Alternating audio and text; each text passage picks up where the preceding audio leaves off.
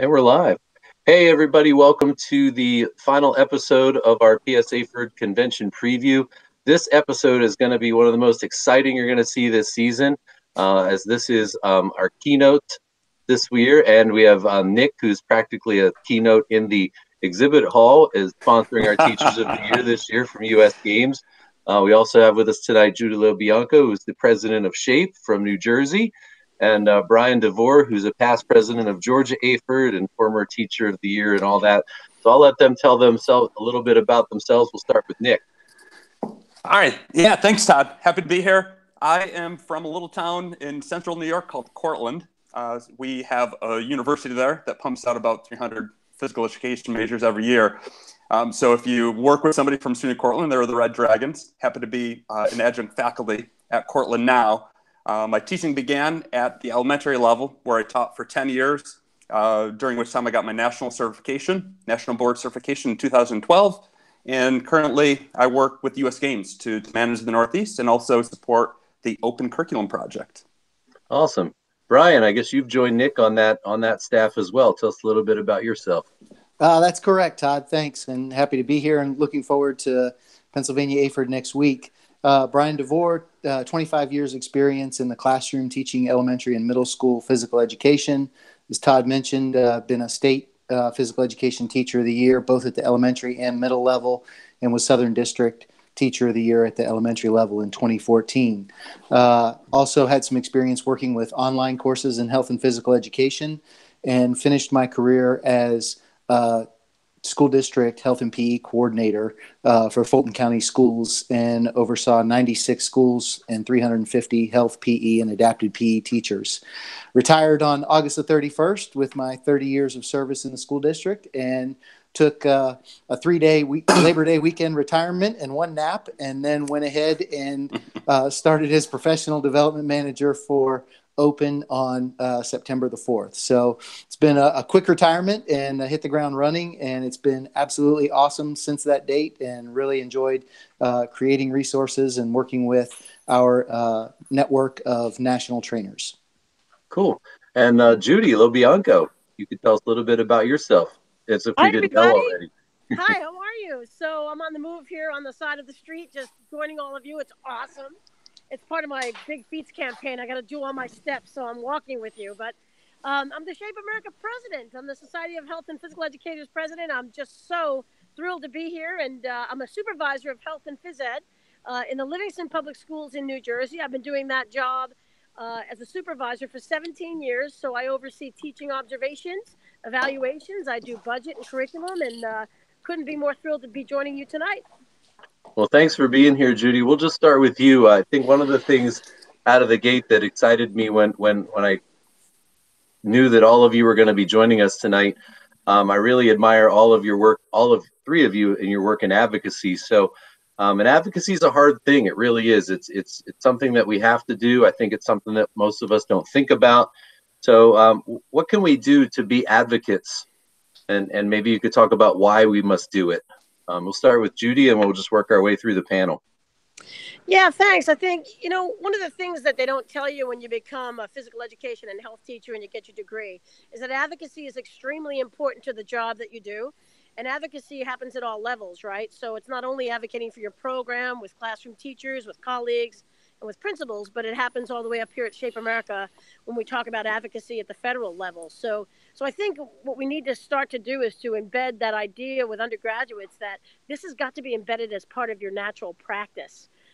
Why we do it is to make sure that health and physical education continues to be respected as a part of an academic subject area on par with all the other academic areas. So I think what you're talking about here, what you're bringing up in terms of advocacy, is an extremely important point.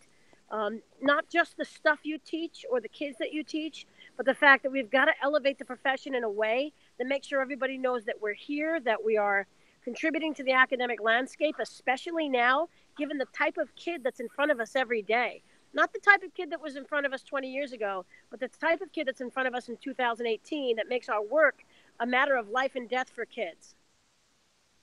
Awesome. Thank you for that. Nick, what else do you have to say about advocacy in your work as not necessarily a teacher, but just as somebody who supervises an open curriculum?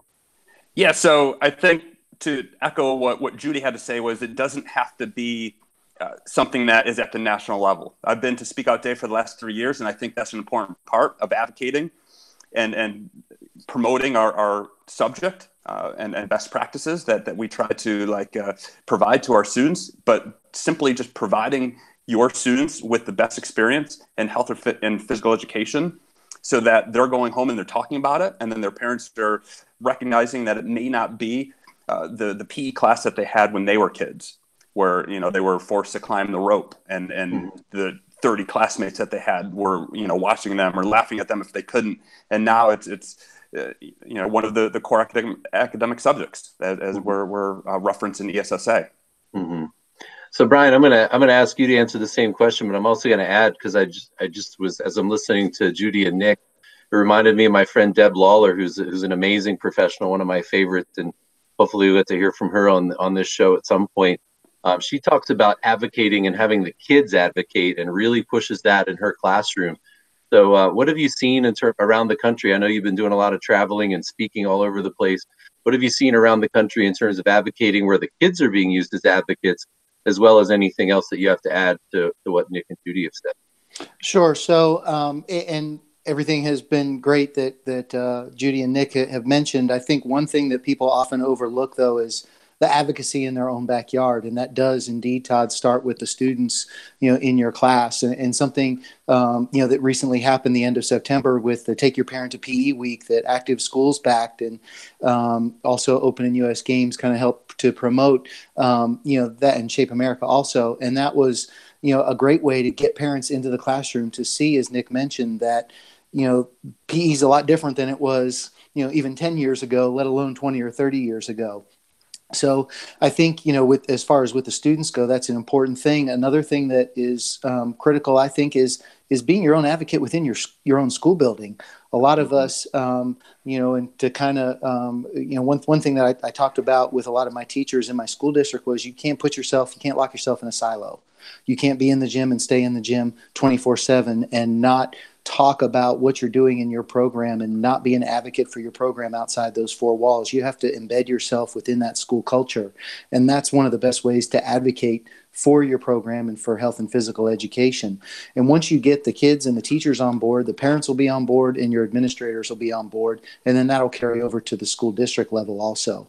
And then obviously it goes up from there. But we got to hit all the different levels. Without hitting all the different levels, it's not going to work. But every PE teacher can be their own best advocates within their own building with the students, the teachers, and the staff.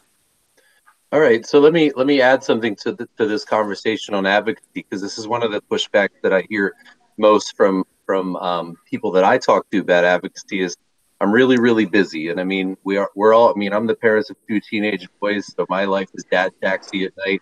Brian, I know you have kids, and Judy, you're always on the move somewhere.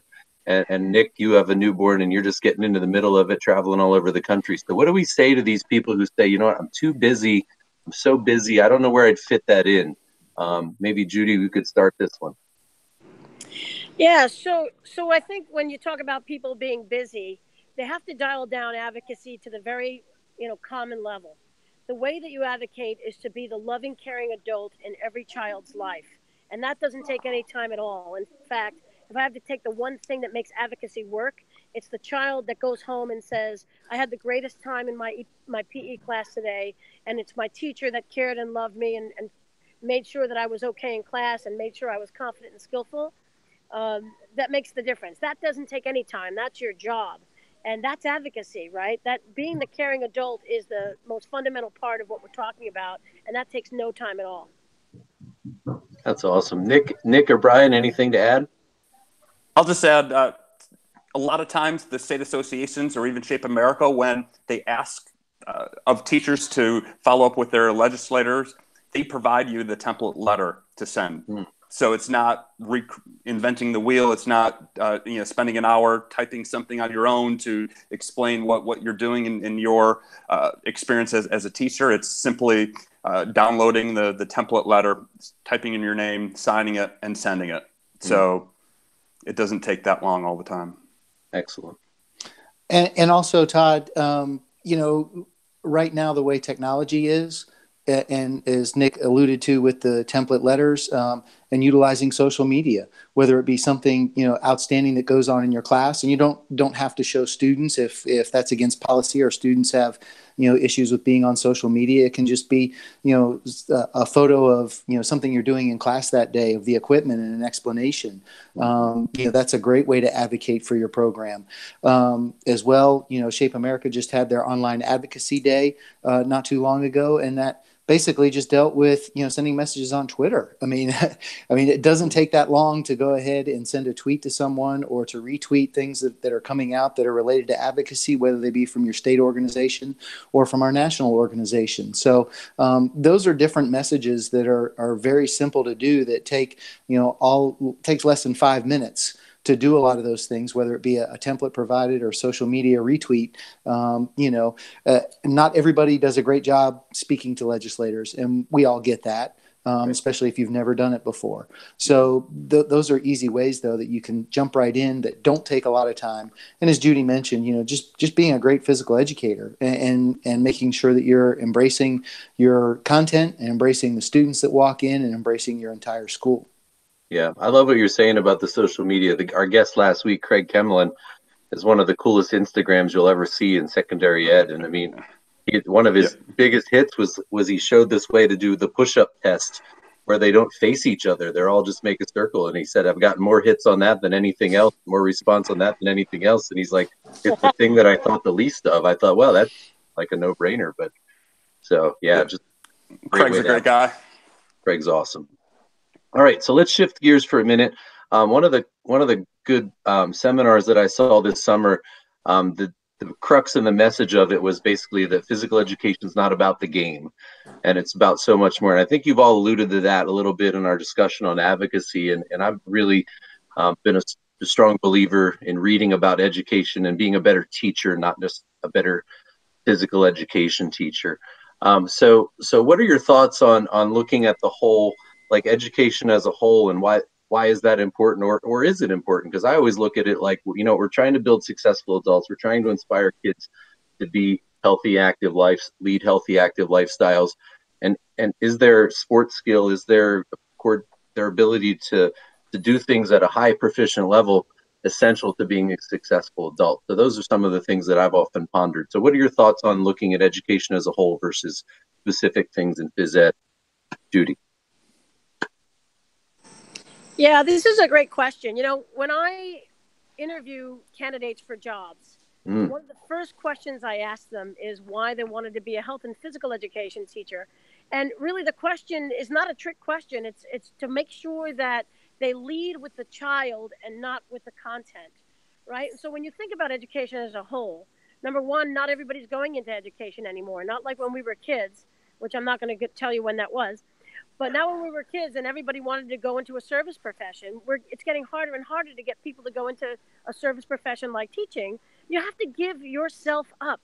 It becomes about another human being every single day of your life. And you've got to be willing to give of your time and of yourself in order to make that work. And that means much more than being a teacher of health and physical education. It means leading with being a teacher of kids first, the whole kid, the social, emotional child, the child who is stressed, depressed, anxious. This is a different kid we're seeing in 2018. And if you don't lead with that kind of commitment, then we're not teaching kids at all, right? So you have to get to know your students. You have to know their names, know what motivates them, know what makes them tick in physical education and health, and know that not every one of your kids is going to be confident and skillful. And so what do you do with that other 85% of your class? Make sure they know they're loved and cared for and that you're listening to them. Brian? Yeah. So, and Judy touched on a lot of it with the social and emotional aspect of, knowing your kids and being caring and concerned for them. But I think another part of that is, and one thing I've always tried to do in my classroom is to let my students know that myself, along with all the rest of the staff, we're one big team. And for our team, our success is measured by whether or not they're successful as students. And that doesn't mean just necessarily in physical education. That means including math, including social studies, including, language arts, whatever it is that's related to school, and them also developing, as Judy mentioned, as human beings. So, I think by creating that team-like atmosphere and letting them know that I'm not only concerned with what they do in physical education, but I'm also concerned with, what they do in their other class activities, whatever classroom it happens to be. And also, things that maybe they do outside of classroom. When you see a student in the hallway and you see them that maybe they did something in the community that made the newspaper, approaching them about it and talking to them about it. Hey, I saw in the paper, this happened the other day. Tell me a little bit more about it. I mean, that's creating that bond and building those bridges with students that, you can't replace. And once you build that bond and you create that teamwork and that team-like atmosphere, then they buy into it. If you can create that with the rest of the school staff, they buy into it. And then it creates a great school culture. And Nick, you spent a lot of time in the elementary system. What do you have to add in terms of like that relationship building piece in elementary?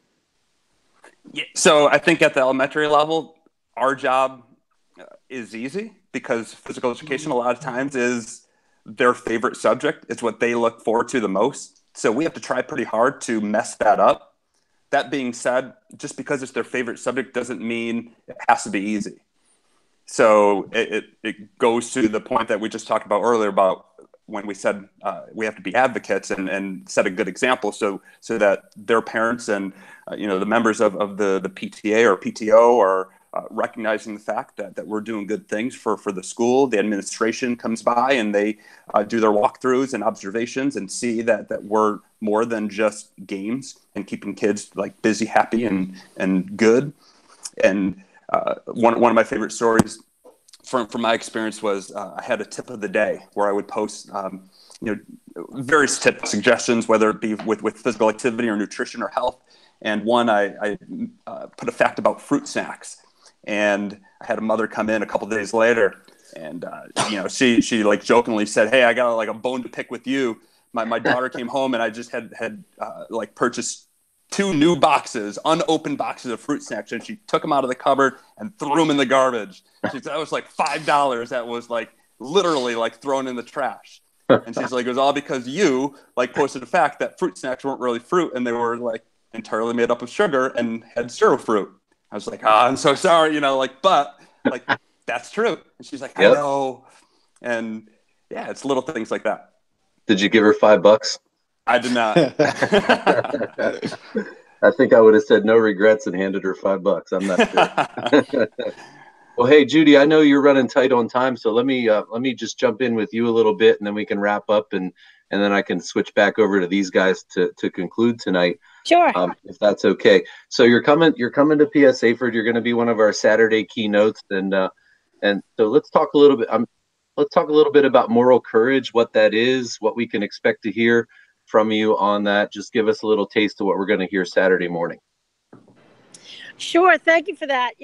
Moral courage has been my thing lately. And it all happened because one of my assistant superintendents back about 10 years ago told me about this thing called moral courage when you're an administrator. And what he meant by it was you need to do the right thing, even though sometimes it's really hard. And in my role, it means letting a teacher know when something doesn't exactly look right in the classroom and helping them to have a growth mindset to get to another place. And, these stereotypes about who we are in physical education continue to linger. And I really very much want those stereotypes to fall away. And in order to do that, each of the champions that I know, need to move up with moral courage and be able to say, you know what, I need to be here on behalf of every child, not just the child that's on my roster, and be able to help them and support them and lift them up and help teachers that are out there still teaching the same way they did 20 years ago find that growth mindset or find another profession. And so moral courage is extremely hard. It's a passion of mine. It's one that I've been trying to talk about across the country, and it is very, very hard. But I've been trying to model it as best I can and have had really difficult times over that I'll discuss at the PSAHPERD keynote. And I'm looking really forward to being there to talk a little bit more about it.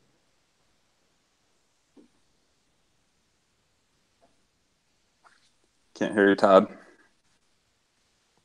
Now you can hear me, hopefully. Sorry. Thank you so much for that. Yes. I can't wait to listen to your keynote as well and learning more about moral courage. I've just followed your work as I've gotten to know you and just learn more and more every day. So I can't wait to hear that more. It reminds me kind of I have a school board member who had one of my favorite quotes. He was the dentist on our school board, and he was talking about teacher evaluations. And he said, listen, I started practicing dentistry in 1976. He said, how many patients do you think I'd have if I still practiced dentistry the same way? and I was like, you know what? You got it, buddy. You're right. And he wasn't necessarily one of our favorite board members. I mean, he wasn't always supportive of what we did, but that statement has resonated with me ever since. And so that's a really cool thing that you say. So if we could, Judy, let's just wrap up. At the end of I'm going to ask these guys the same thing. We've been doing Twitter advice at the end of each segment. And since you have to go, let's do yours now. Just real quick, 280 character answers. What is one thing that you need to do to become a great teacher that you would tell young people? The one major thing you need to do to become a great teacher is to be reflective. The most important thing that happens to you during the year is your post-observation conference, when you're telling your supervisor or principal what you thought about your own lesson. And at the end of that lesson, every single day, you need to either be going, yes, or oh no, or whatever it is in between. But you need to be reflecting on every lesson every day with every group, because that's the way you move forward and that's the way you get better. That's what we talk about when we talk about growth mindset. Teacher reflection is one of the most important things you can do to be a better teacher. Awesome. What's the most learning that kids can take from a classroom in PE or health? Most important learning? Teamwork, cooperation, communication, working together, being social, having interpersonal skills, and also being able to feel competent and confident in a physical education setting, which is what we call physical literacy. Awesome. Who are some of your favorite educators that we need to find on social media? Shape America. Oh, yeah.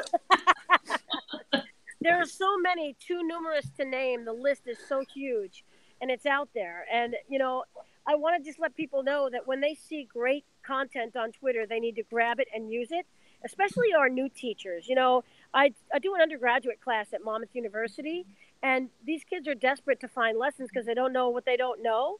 And they have no idea the incredible resource they have on Twitter. And they need to go out there and use their degree, know what they know, with sound pedagogy and best practice, and find the things that are going to work for them. And I got to tell you, there's no one Twitter contact I can really name.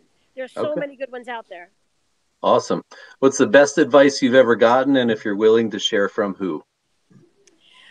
Don't join the family business. Go to college. That was my dad. Swear to God. Don't join the family business, which was a warehousing business.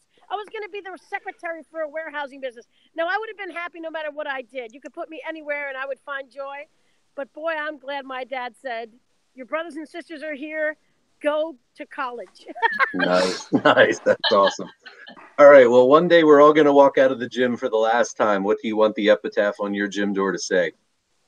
She was the greatest national president in the history of AHPERD. That's awesome. That's awesome. Well, you know what? I'm sure it will. I'm sure it will. Well, Judy, listen, thanks so much. We're going to keep going with these guys, and I know you have to go. So what an honor that you were able to give us some time tonight. And you're one of those people that when I walk through life and I say, you know what, I need to be in people's space, you're one of those people that I love being in your space. So thank you for joining us tonight, and we can't wait to see you at PSAHPERD. Thank you so much for having me, and to my friends Nick and Brian, I look forward to seeing you guys soon. Love you guys. See you next week. See you next week. All right. That was Judy Lobianco, everyone. We're going to continue on, and Jessica's joining us now. Hey, Jess. I don't know if you guys saw Jessica. What's up? I got off my other conference call. I was excited that not excited that it ended early because it was a good call, but excited that I could jump on and join you guys. Yeah, she snuck in there when we weren't looking. So, but yeah, you got to hear some of the good parts there, Jess. Yeah, so we touched on social and emotional wellness a little bit, Brian and Nick, just in your last answers. We were talking about looking at education as a whole. And I think that's one of the things, like if you talk to principals and superintendents around the country, at least the ones I've talked to, that's like they would pay top dollar for something that would solve the social and emotional wellness problem in their schools. You know, kids are less happy than they were 10 years ago. There's some theories on that, which we can get into if you want to, but I won't start it. I'll let you guys bring it up. And so what are your thoughts on, we as physical education and health teachers, what can we do to help social and emotional wellness and really sell our programs to those principals and superintendents looking for that? Well, one thing that I did, Todd, was, and I did a keynote address at James Madison University at their Health and Physical Activity Institute over the summer regarding social and emotional learning. And it dealt with my experiences as a health and PE coordinator for the district. And basically, we were in a room and our district had the same emphasis like you're talking about and wanting to focus on social and emotional learning. And we sat around the table talking about, oh, well, what can we do and how can we measure it and all these different things. And I'm looking at all these other coordinators and assistant superintendents, and they're talking about all these different things. And after listening for about 15 or 20 minutes, I finally raised my hand. I said, are any of you aware that health and physical education both have specific standards and learning outcomes related to social and emotional learning? And they had no idea. And that was, I mean, you could have heard a pin drop in the room. Wow. So that was kind of my alarm or awakening that we need to do a better job of letting principals know and letting administrators know and letting the community know that every class period that we do with physical education, and probably every health class period, we address social and emotional learning in some way, whether it's through cooperation or teamwork or conflict resolution, whatever it is. We address that almost every day and every class period. So I think that that's one of the biggest things that we have to do. And then, and I'm sure Nick can touch on this a little bit more, but within Open, I mean, we have specific modules that are related to personal and social responsibility. And then within each of the activity plans that we have now, we've also added a personal and social responsibility component along with, physical objectives and cognitive objectives. So, all those different parts, we've recognized that they are critical to the development of our students and need to be addressed within our content areas because they're part of our standards and learning outcomes. Nick? Yeah, so the one thing that I'm actually in Florida right now at their state convention, and I was participating in a SEL activity session. And one of the questions from one of the participants was, is this, are these activities something that you would do one time, or are these things you would do throughout the school year? And I think that's a great question, because I definitely think that you start off the year, and I would suggest that physical education teachers build those skills, those personal and social responsibility skills, teamwork, cooperation, accepting others, and all those great things that we can embed within and throughout the school year. But then also you have to kind of accept that different classes are going to need refreshers. So you wouldn't teach a math lesson one time and expect them to know it and never review it throughout the school year. And the same is true with the skills of being personally and socially responsible. So those are things where it can be done in an isolated unit, but then also promoted and spread throughout the school year to reiterate and follow up to. Nick, while you have the mic, because I know a lot of people know you. You've been to Pennsylvania quite a few times in the past couple of years. It's like you're. I love you in Pennsylvania. We love you too. We love having you in Pennsylvania.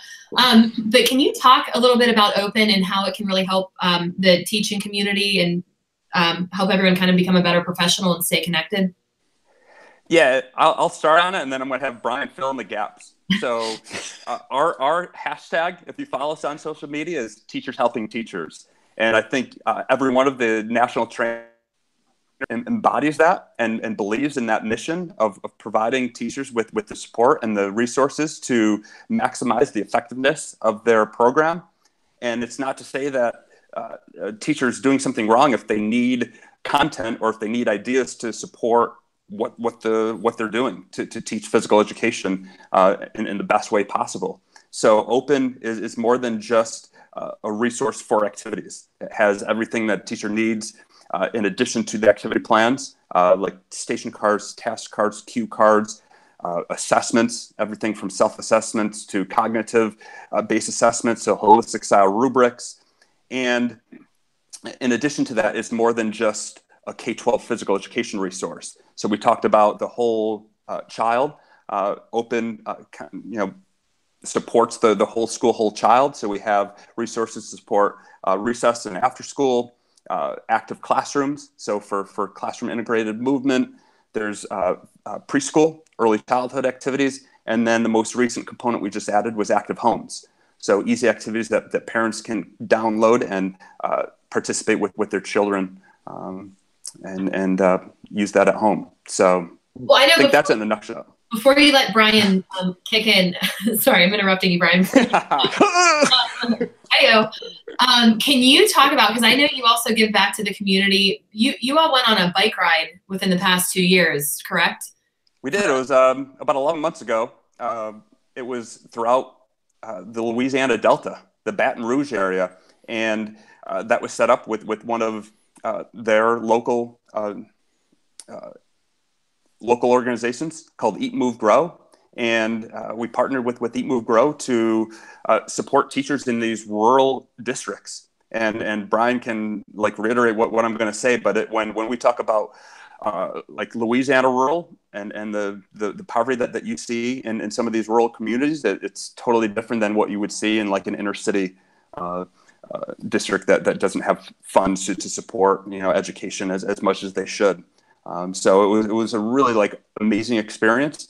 And then before I let Brian jump in, we're currently, last year we started with a limited equipment, limited space module, and that was for teachers affected by the hurricanes in the Florida and Houston areas.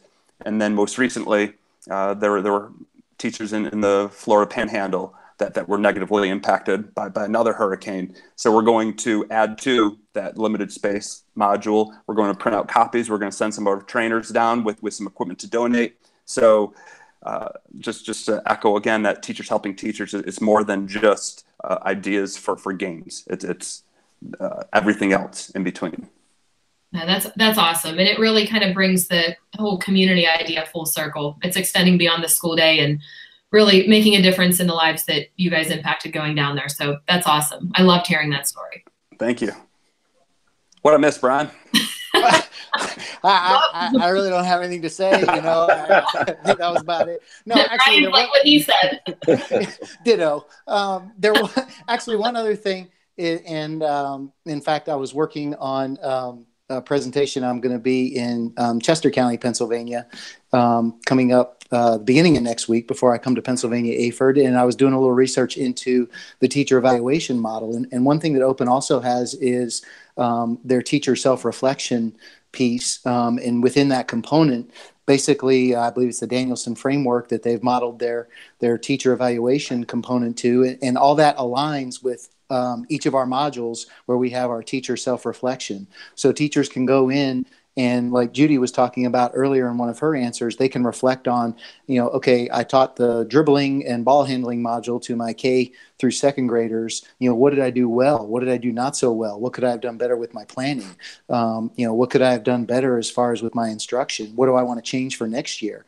So, within that reflective piece, they can fill those out, save them all. And when they get to, the end of the school year, then they've got some hard concrete evidence to take into their administrator to discuss their evaluation and what they did and, how they can improve. And it's all based on what their actual teacher evaluation is based on. So there's no, trying to figure out where things fit in. It all fits right in there in one nice, neat package. That's awesome. That's awesome. Hey, if we could back up for a minute, I heard something. Nick said something when he was doing an answer. Of course, I had my mic muted, and then Jessica jumped in, and then Nick jumped in. It just got crazy here. But I teach a leadership class at the high school, and the kids, one of the challenges that I gave them was in working on nonverbal persuasive communication was to present something that they wanted to change about school to school administrators. And I invited administrators in my class, and they did it. And that's not the long story, but one of the stories is that the kids really felt strongly that they were learning things and then not connecting them to the real world. So one of the kids did one on algebra, and she says, yeah, I can solve for X, but I don't know why we use algebra. And these kids are like international baccalaureate level kids, so we're talking top end academics. So you were talking about connecting it to the real world, and just talk about the importance, if you would. I'll start with Brian, the importance of connecting what we do to the real world, that it's not just sports skill, that it's not just movement skill and fitness test, but how can we tell teachers to explore connecting that to the real world? What would you say to them? Well, I think as far as our own content area, I think it's incumbent upon us as PE teachers to make them, or not make them, but to help them to understand why it's important. And the story I typically use is that of my own daughters, one of whom's in high school now. And, why do I need to learn how to throw and catch? Well, because you're going to be more likely when you go out as a young adult, a teenager, or someone in college, or when you grow up, to participate in some type of an activity later on in life. I mean, my daughter learned, because her dad's a PE teacher, she learned how to throw and catch a football. And so in middle school, she's out there, and even though there's boys out there, they make her the quarterback because she throws the best out of all of them. Mm-hmm. And, so when they do the powder puff football game at the high school level, she's right out there playing with everybody else. And you know what? When she gets to college, if they do a flag football team, she's going to be more physically active because she's not afraid to go out there and throw and catch a football. So, I mean, learning all those skills, we've got to kind of do that backward design. What do we want our kids to be able to do? Well, we want them to be able to participate, competently and confidently, as they go throughout their adulthood. Well, we've got to teach them how to do that early. Another example is in Georgia, students have to take a half-unit personal fitness class. And now with a lot of colleges and universities, students don't have to take physical education classes or activity classes when they get there. So really, to me, that was like, okay, this is our last shot to touch these kids, because if they don't know how to take care of themselves and work out and do what they need to do, then they're going to be paying somebody $50 an hour to be their personal trainer to teach them how to do it later on. And right now they have the opportunity to get that experience for free. So, I think starting with that whole, that with the end in mind and doing that backwards design, that's what we got to do to show our kids that what we're doing does have a purpose, and it's a lifelong fitness, lifelong physical activity goal that we have for them. And this is just one of the steps along the way. Nick, anything to add? Yeah, I would just say that, like with math, not everyone's going to grow up to be a mathematician or an engineer or a profession that uses math more than other professions, but to have that basic understanding, I think, is important for students to understand and accept and appreciate. And the same would be true with the skills of physical education. And we can say if we're teaching how to run around or run a play in football, it's not to be in the NFL. It's because when you're 70 years old, you need to have the balance and coordination to walk up the stairs to get to your bedroom if it's on a different floor, or to bend over and tie your shoe. And these are the skills, that are going to support that. Yeah, and you're also interacting with people too, which is another important part, I think, of what we do as well, which I would even add to your answer there. But hey, I was thinking, so we're running kind of long, so I want to make sure we're respectful of everyone's time. So let's head to the Twitter advice, and we'll just throw each question you can each answer. Remember, short, quick, 280 character. Jessica, you can start it. And hold on, I gotta get my character counter activated right now. You get buzzed if you go over. All right. So all right. Twitter advice. Powers, right? We're gonna start with Nick. One thing to do to become a great teacher. I'm going to use way less than 280 characters starting now. Except that no lesson is perfect. Period. Oh, I'm going to write that. I'm going to tweet that on your behalf later. And then my little adjunct to that would be, we have one of the great opportunities where and I appreciate that so much, because a lot of times a classroom teacher has a one and done shot at teaching a math lesson. Like you have, if you're an elementary teacher, you teach the math lesson to your group of students, and that's it. If it doesn't go right, you have to wait 365 days till next year to teach that math lesson again. In PE, we obviously like 2 or 3 sections of every grade level. How many characters are we talking? That was just, but my tweet was, no lesson is perfect. He's back in the MySpace era right now. He's blog advising. Send.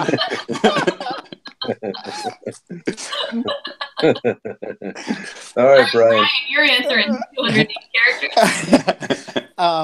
You can have a blog too. Mine would be to listen. Mine would be to listen to your students, listen to the parents and the community that you serve, and listen to your administrators and listen to your fellow teachers, because a lot of times we think as the physical education teachers, we always know best. And a lot of times we do when it comes to our content area, but we also have to listen to these different parties and entities in order to make sure that we do an effective job in the classroom. All right. So Brian, we'll go to you first this time, and Nick, you can go second. The most important learning that kids will take, the most important piece of content learning that the kids will take from health or physical education. It's the skills to lead a healthy and active life, whether it's in a skills-based health classroom setting where they have the opportunity to learn about how to be healthy and then implement those skills and demonstrate that they know how to do those skills, or whether it be in physical education where, like the example I had earlier with my daughter, where they learn how to do those skills and feel competent and can be lifelong movers. Cool. Nick?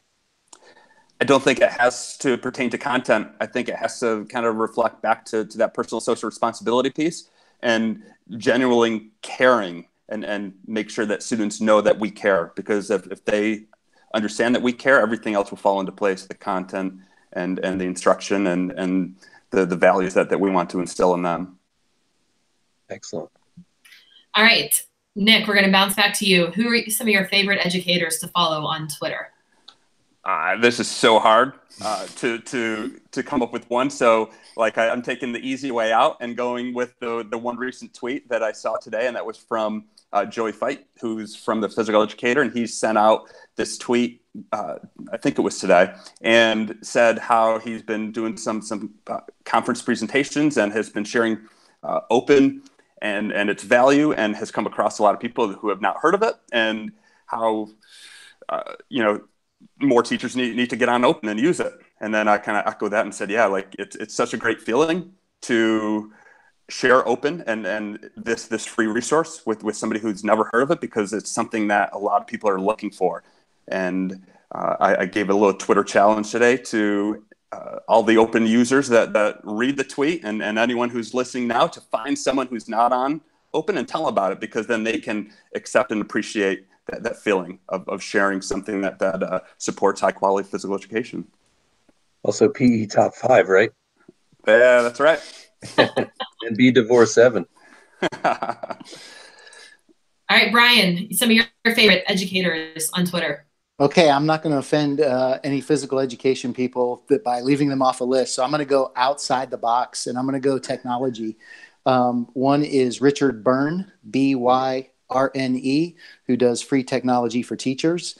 He does an excellent job with sharing new technology tools and usually has YouTube videos that accompany some of his tweets to kind of give you a quick demo of what it's like, and a great email newsletter. And then also Leslie Fisher, Fisher.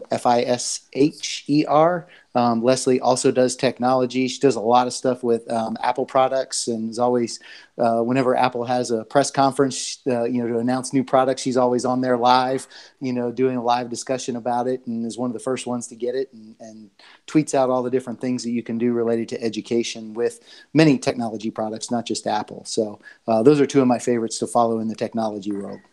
Awesome. All right, so Brian, we'll start with you this time. Best advice you've ever gotten, and if you're willing, share who you got it from. Best advice that I've ever gotten. See, this was the one that I was dreading all along, and I didn't. I'm glad you're going first. We can talk to Nick and give you a few more seconds for this one. Yeah, exactly. I think really the best advice that I ever got was to follow your passion, and I know people say that all the time. And I think that is probably what led me to eventually working with Open and the opportunity to work with all the outstanding national trainers and with Aaron Hart, just because it was something that I believed in, that I thought that our physical education community needed, and that would benefit students and benefit teachers. And so now I've finally gotten the opportunity to do that, after following my heart through education, and now I get a chance to do that. So I'm following my passion. Cool. Nick? So this was definitely hard for me to think of something too. So I pulled one of my grandfather's quotes, and he had a lot. Some would be appropriate for live YouTube, some would not be.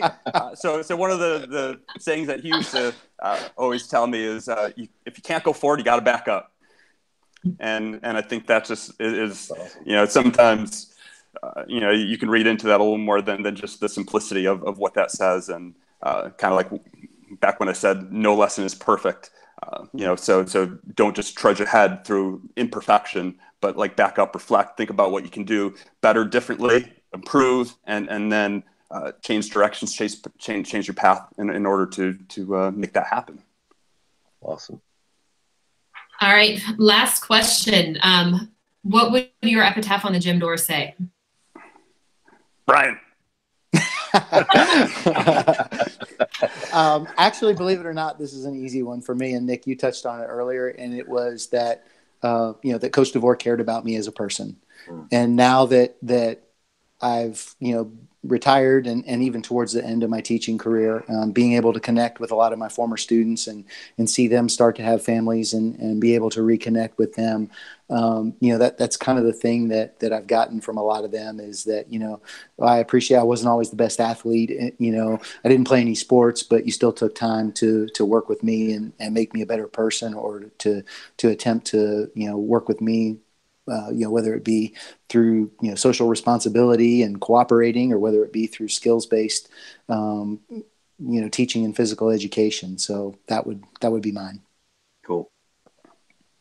Nick? And my turn. This is again, like hard. Like I don't always like to talk about myself. So this is always a struggle, but I guess since you're putting me on the spot, it would be a hard worker.